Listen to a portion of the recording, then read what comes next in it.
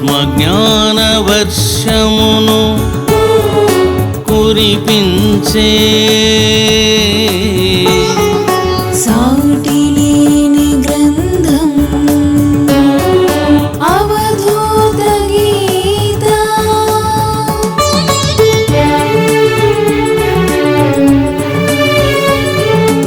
8 అధ్యాయాలతో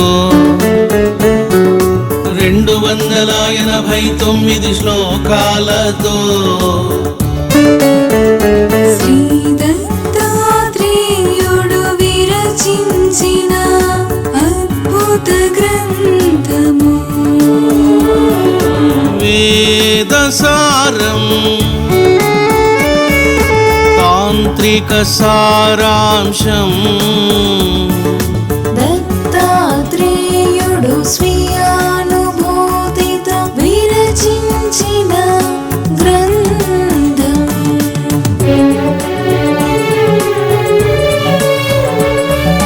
కైవల్య గీత అవధూత గీత సిద్ధ ప్రబోధిత గీత అవధూత గీత.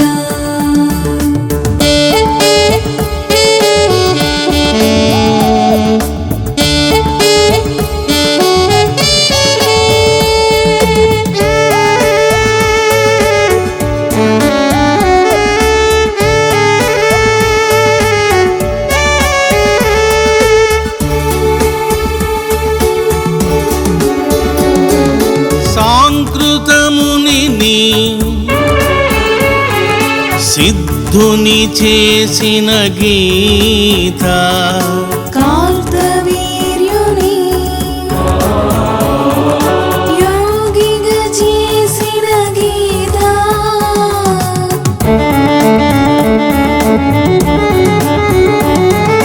యదు మహారాజు మోహమును తొలగించిన గీత జ్ఞానదేవుడు ఏకనాథుడు అనుసరించిన గీత.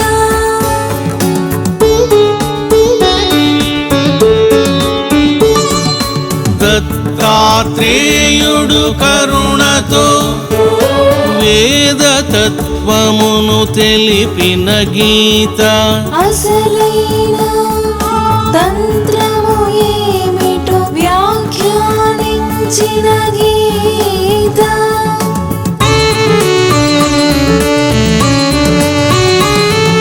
విశ్వమంటే ఆది గురువని ప్రబోధించిన గీత సాక్షాత్తు సదాశివుడే శంఖారావం చేసిన గీత.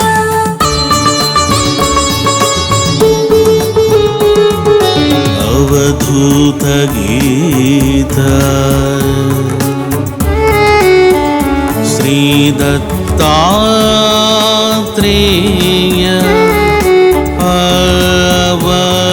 అవధూత గీత.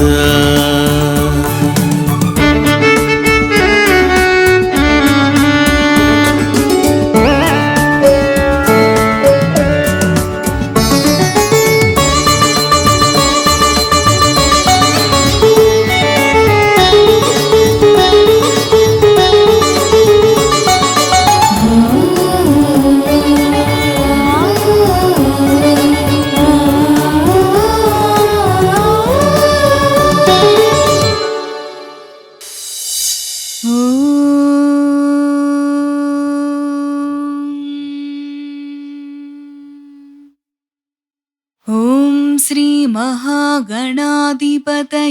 నమః. పరమశివాయ నమః. ఆదిపరాశక్తయే నమః. షిరిడీ సాయి దేవాయ నమః. శ్రీ దత్తాత్రేయ మహాయోగినే నమః. సిద్ధగురు శ్రీ రమణానంద మహర్షి గురవే నమః.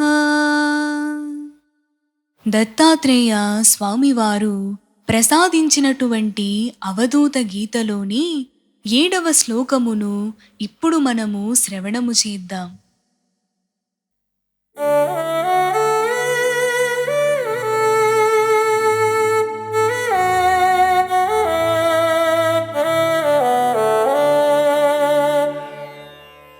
అహమేవ అవ్యయో అనంతః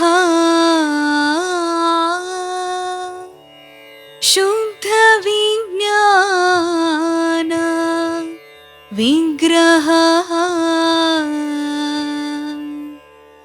సుఖం దుఃఖం న జానామి కథం కస్యాపి వర్తతే. ఆ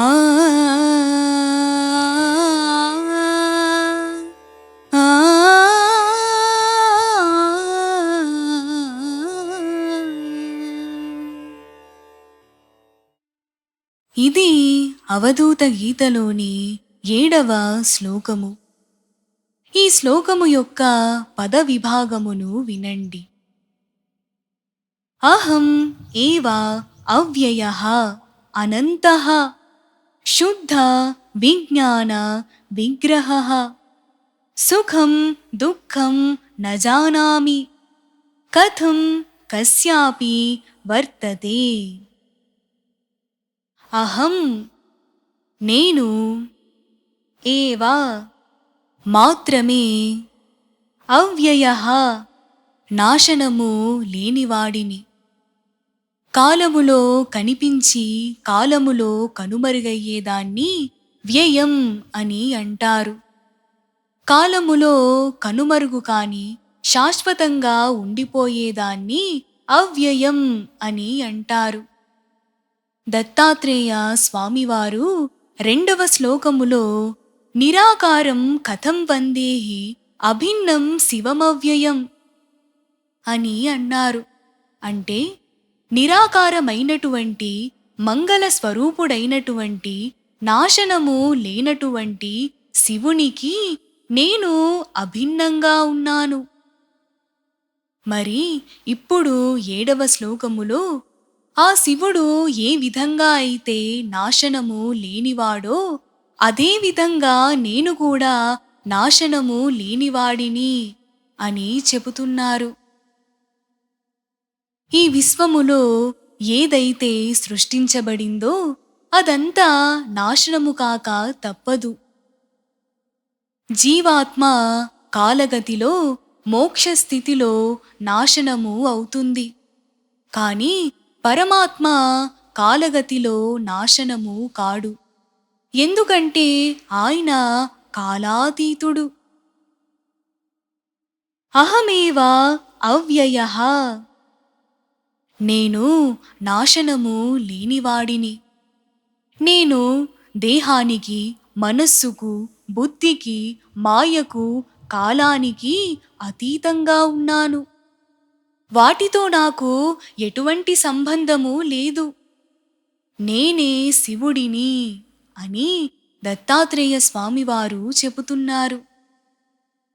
చూడండి, ఏ మానవుడైతే నేనే శివుడిని అనేటువంటి బ్రహ్మానుభూతి పొందుతాడో, మనసును నాశనము చేసి మాయను ఛేదించి నిరంతరము సమాధి నిష్టలో ఉంటాడో అతడు జీవుడు కాదు, సాక్షాత్తు శివుడు అని తెలుసుకుంటాడు. ఈ సత్యాన్ని దత్తాత్రేయ స్వామివారు చెబుతున్నారు. అనంతః అనంతుడను. అనంతుడు అంటే అంతము లేనివాడు, పరిమితులు లేనివాడు. అందుకే ఉపనిషత్ సత్యం జ్ఞానం అనంతం బ్రహ్మ, బ్రహ్మము సత్యస్వరూపము, జ్ఞానస్వరూపము, అనంతము అని చాటి చెప్పింది.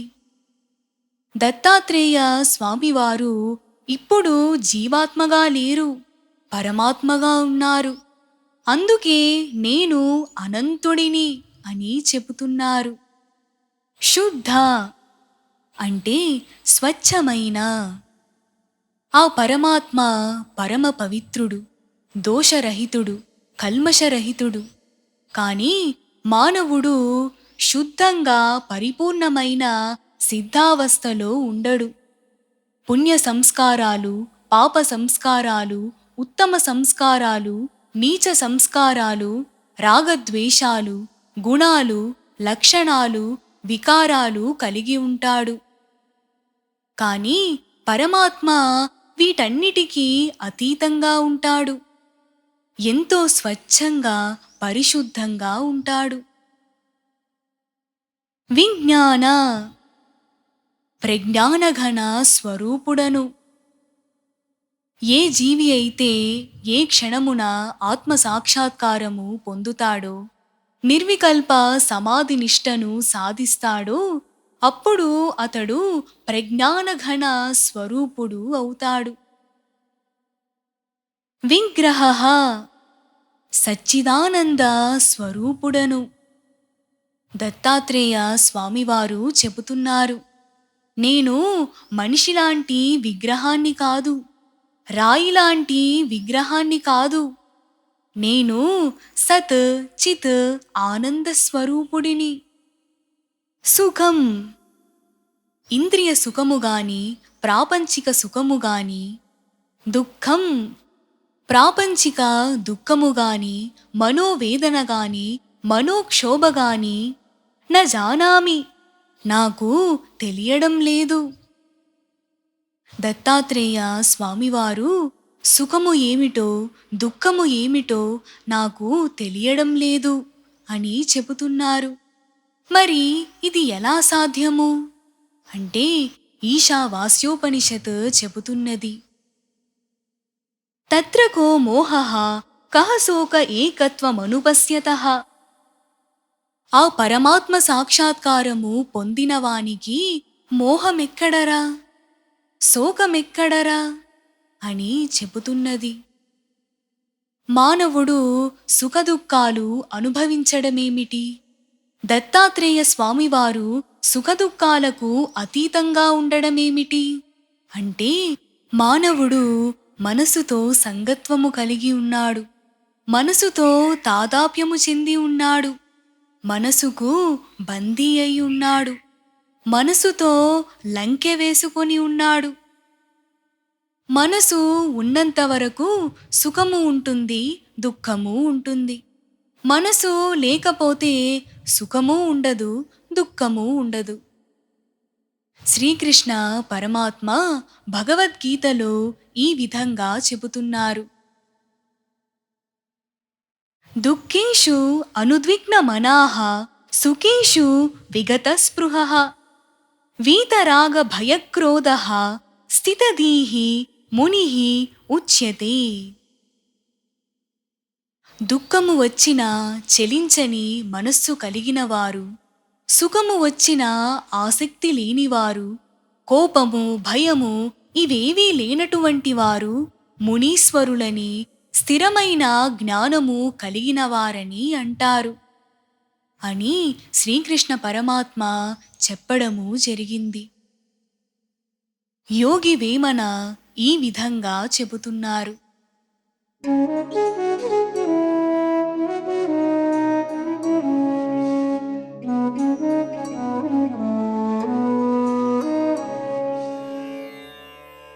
పుట్టు దుఃఖమునను బోరలు దుఃఖమునను గిట్టు దుఃఖమునను గ్రిందు పడును మనుజు దుఃఖము వలి మరి లేదు దుఃఖంబు విశ్వదాభిరామ వినురవేమ.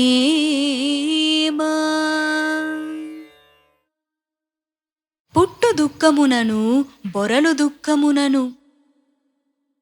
జీవుడు తల్లి గర్భములో శిశువుగా ఉన్నప్పుడు తన పూర్వజన్మ పాపాలను తలుచుకొని దుఃఖమును అనుభవిస్తుంటాడు. తల్లి గర్భము నుండి బయటికి వచ్చాక వాటిని మర్చిపోయి మళ్ళీ కర్మలు చేస్తూ దుఃఖమును అనుభవిస్తుంటాడు. గిట్టు దుఃఖమునను గ్రిందుపడును. మానవుడు మరణించేటటువంటి సమయములో కూడా భయముతో రోగాలతో దుఃఖమును అనుభవిస్తుంటాడు. మనుజు దుఃఖము వలె మరిలేదు దుఃఖంబు. మానవుని యొక్క దుఃఖము లాంటిది మరొకటి లేనేలేదు అని వేమనవారు చెబుతున్నారు. మరి ఎందుకిలా మాట్లాడుతున్నారు అంటే, మనసు వలన ఎన్నో కోరికలు, సుఖము, దుఃఖము కలుగుచున్నవి. మనసును నాశనము చేసి పరమాత్మ యందు నిలిపి పరమాత్మగా ప్రకాశించేంత వరకు జీవుడు జనన మరణ చక్రము నుండి తప్పించుకోలేడు. ఈ జనన మరణ చక్రము నుండి విముక్తుడయ్యేంత వరకు గర్భశోకాన్ని అనుభవిస్తూనే ఉంటాడు. ప్రాపంచిక ఇంద్రియ సుఖాలను పొందాలి అని జీవితాంతము దుఃఖమునే అనుభవిస్తున్నాడు. ఆఖరికి మరణించేటప్పుడు కూడా దుఃఖాన్ని అనుభవిస్తున్నాడు. అంటే మానవుడు మోక్షము పొందేంత వరకు దుఃఖమునే అనుభవించాలి. మనసు ఉన్నంత వరకు జీవుడు శాశ్వతమైన పరమ సుఖాన్ని, పరమానందమును పొందలేడు అని యోగి వేమన చెప్పడము జరిగింది. కొంతమంది మహాత్ముల జీవిత సన్నివేశాలను మనము శ్రవణము చేస్తే మనకి ఇంకా బాగా అర్థమవుతుంది. చూడండి, షిరిడీ సాయి బాబా వారు సలసల కాగే నీటిలోన చేతిని గరిటలాగా పెట్టి తిప్పేవారు. ఈ సన్నివేశాన్ని చూసిన భక్తుడు ప్రధాన్ ఆశ్చర్యపోతాడు. బాబావారి చేతికి ఏ గాయము కాలేదని చూసి ఇంకా ఆశ్చర్యపోతాడు. మరి సలసల కాగే నీటిలో బాబావారు చెయ్యి పెట్టినప్పుడు బాబావారికి ఎందుకు దుఃఖము కలగలేదు అంటే, ఆయన మనసుకు అతీతంగా ఉన్నారు. దీనినే దైవత్వం అని అంటారు. రమణ మహర్షి వారు అరుణాచల గుహలో కూర్చొని ధ్యానము చేస్తూ సమాధి స్థితిలో ఉన్నప్పుడు క్రిమి కీటకాలు, దోమలు, తేళ్లు కుట్టి ఆయన కాళ్ళు మొత్తము చీము పుండ్లతో నిండిపోయి రక్తము బయటికి కారి నేలపై ప్రవహించేది. మనల్ని చిన్న చీమ కుడితేనే అమ్మా అంటాము. మరి రమణ మహర్షి వారు మనసును నాశనము చేసి ఎలాంటి దుఃఖము అనుభవించకుండా, ఎలాంటి దేహాత్మభావము లేకుండా ధ్యానము చేశారు. కొన్ని సంవత్సరాలకు రమణ మహర్షి వారి శరీరముపై వ్రణము పుట్టింది. వైద్యులు చికిత్స చేస్తాము అని చెప్పినప్పుడు రమణ మహర్షి వారు వద్దన్నారు. భక్తులు పట్టుబట్టడముతో సరే అన్నారు. వైద్యులు మత్తుమందు ఇస్తున్నప్పుడు మత్తుమందు అవసరము లేదు అని చెప్పారు. అసలు అంత నొప్పి ఎలా భరించారో వైద్యులకు అర్థము కాలేదు. అసలు ఆయనకి స్పృహ ఉందా లేదా అనేటటువంటి అనుమానము కూడా వాళ్ళకి వచ్చింది. మరి ఇది ఎలా సాధ్యమయ్యింది అంటే, మనసుకు అతీతంగా ఉండడము వలన. చూడండి, రామకృష్ణ పరమహంస వారు గాఢ ధ్యాన స్థితిలో ఉన్నప్పుడు తల జడలు కట్టుకొని పోయేవి, పక్షులు తలపై వాలేవి, పాములు దేహముపై పాకేవి. అయినా కూడా రామకృష్ణ పరమహంస వారికి ఏమీ తెలియలేదు. ఎందుకు అంటే అనుభవించేటటువంటి మనస్సు లేదు. సిద్ధగురు శ్రీ రమణానంద మహర్షి వారు మామూలుగా కూర్చున్నప్పుడు ఒక ఈగ వాలిన, దోమ కుట్టిన ఆయన స్పందిస్తారు. 11 రోజులు జరిగిన మౌన ధ్యాన తపోదీక్షలో నేనే స్వయంగా చూశాను. మహర్షి వారు ధ్యానము చేస్తుంటే కొన్ని గుంపుల ఈగలు ఆయన చేతి మీద, తల మీద, దేహము మీద ఉన్నాయి. అయినా కూడా మహర్షి వారు స్పందించలేదు. అలాగే 50 నిమిషాలు ధ్యానములోనే కూర్చున్నారు. మరి ఏమిటిది అంటే మనస్సు లేదు. మనస్సున్నంత వరకే సుఖముంటుంది, దుఃఖము ఉంటుంది. మనసు లేకపోతే సుఖదుఖాలు లేవు. దత్తాత్రేయ స్వామివారు చెబుతున్నారు, కస్యాపి ఎవరికైనను సుఖము దుఃఖము కథం ఎందుకు వర్తతే కలుగుచున్నవి.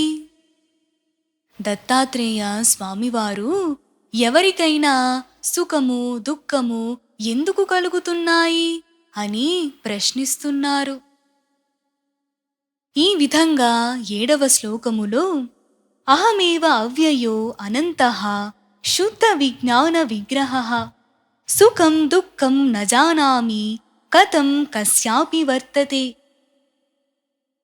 నేను మాత్రమే నాశనము లేనివాడను, అనంతుడను, స్వచ్ఛమైన ప్రజ్ఞానఘన స్వరూపుడను, సత్ చిత్ ఆనంద స్వరూపుడను.